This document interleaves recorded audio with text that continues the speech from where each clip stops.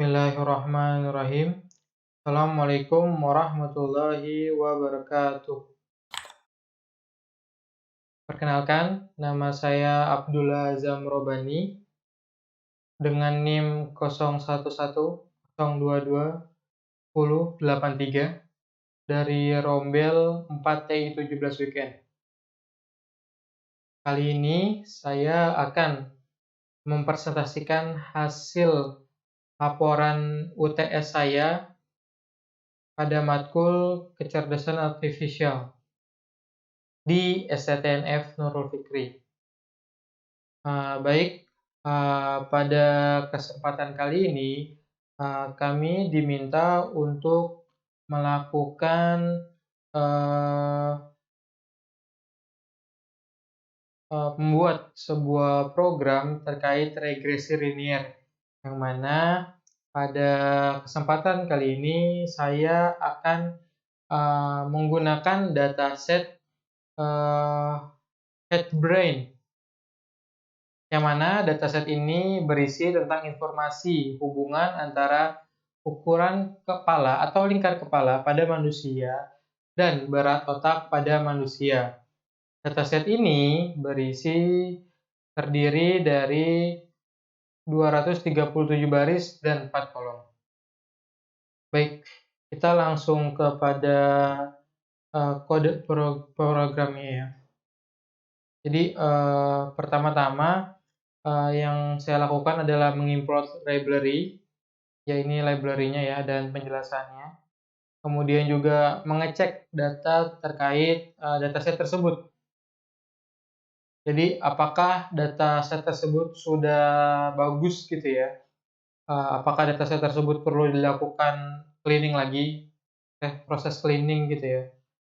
Setelah saya cek, ternyata ada yang perlu kita cleaning, yaitu daripada nama kolom. Ya, kalau kita lihat di sini masih terdapat spasi di setiap nama kolom, sehingga saya membuat nama kolomnya menggunakan underscore supaya mudah untuk dilakukan perkodean ya. Oke, di sini saya menambahkan informasi lagi di mana sudah sesuai dengan apa yang saya mau seperti itu. Kemudian di sini saya mengecek apakah ada nilai yang nol atau nilai yang kosong gitu ya. Ternyata tidak ada. Oke, ini bentuknya di mana terdiri dari 4 kolom dan 237 baris. Oke, kemudian saya melanjutkan dengan membagi 80% data latihan membentuk garis regresi dan 20 sebagai data uji.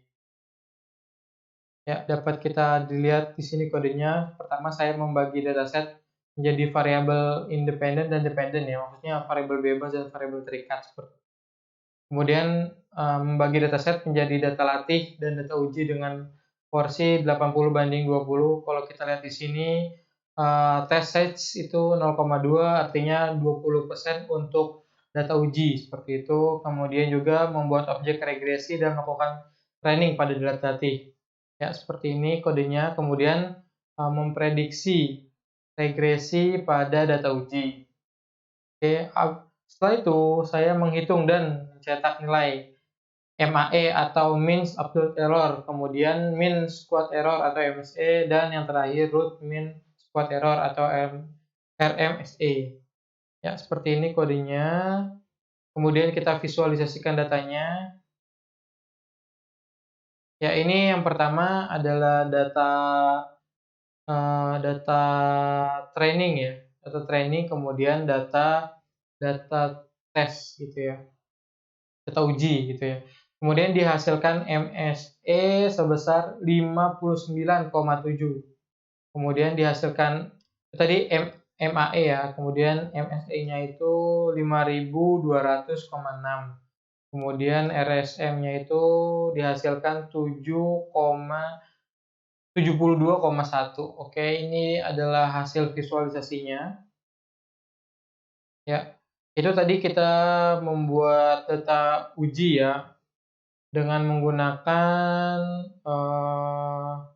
apa namanya, mmm, data training dan data uji secara langsung gitu ya. Oke, untuk berikutnya saya akan menggunakan cara yang lebih manual gitu, supaya mudah dipahami. Oke, pertama saya di sini men-setting dulu variabelnya, di mana X adalah head size atau ukuran kepala, di mana X itu merupakan variabel bebas dan Y itu brain width atau, besar daripada otak gitu ya, dan dia variabel terikat.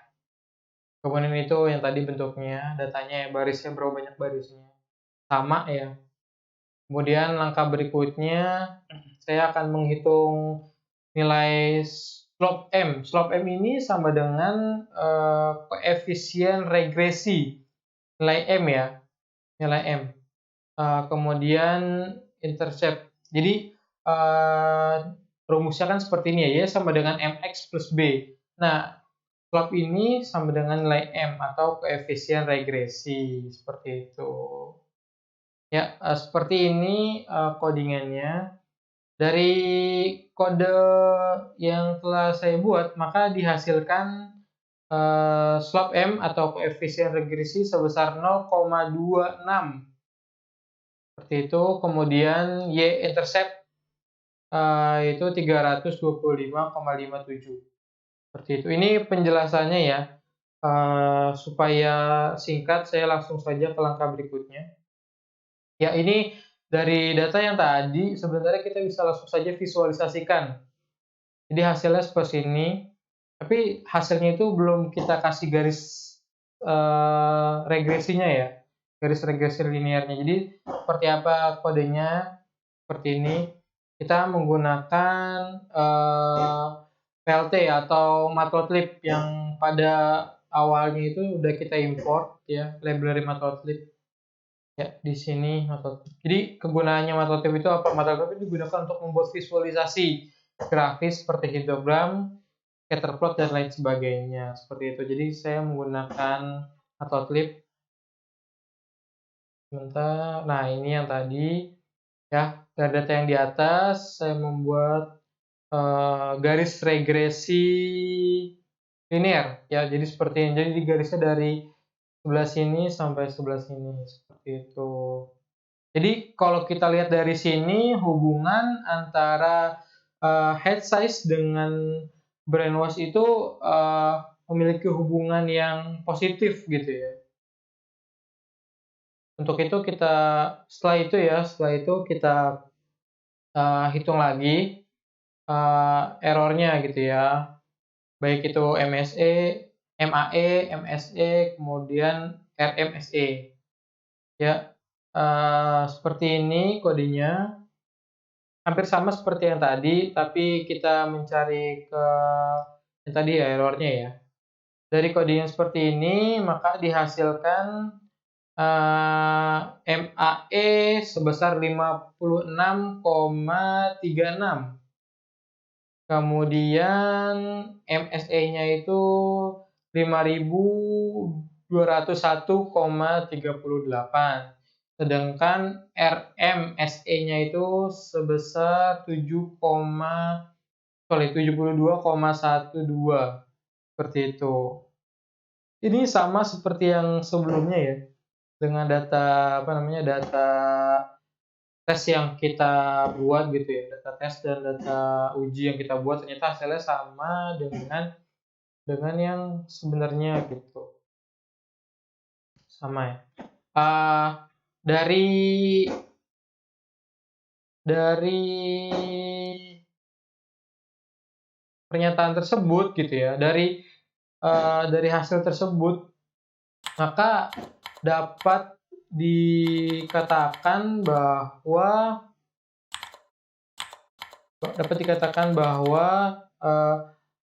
terdapat hubungan antara, berat otak dengan berat otak dengan, lingkaran kepala seperti itu. Saya ulangi, dari dataset head brain terdapat hubungan antara berat otak dan ukuran kepala, yang mana terdapat korelasi positif yang signifikan antara berat otak dan ukuran kepala manusia. Oleh karena itu, dapat diasumsikan bahwa semakin besar ukuran kepala, semakin besar pula berat otak manusia. Jadi, kalau kepalanya besar, berat otaknya juga semakin besar, seperti itu. Ya, kira-kira itu saja yang bisa saya sampaikan. Kurang dan lebihnya mohon maaf. Wabillahi taufiq wal hidayah. Assalamualaikum warahmatullahi wabarakatuh.